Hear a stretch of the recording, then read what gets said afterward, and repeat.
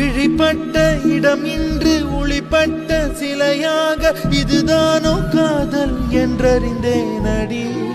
புது பார்வை நீ பார்த்து புது வார்த்தை நீ பேசி இதயத்தை இடமாற செய்தாயடி.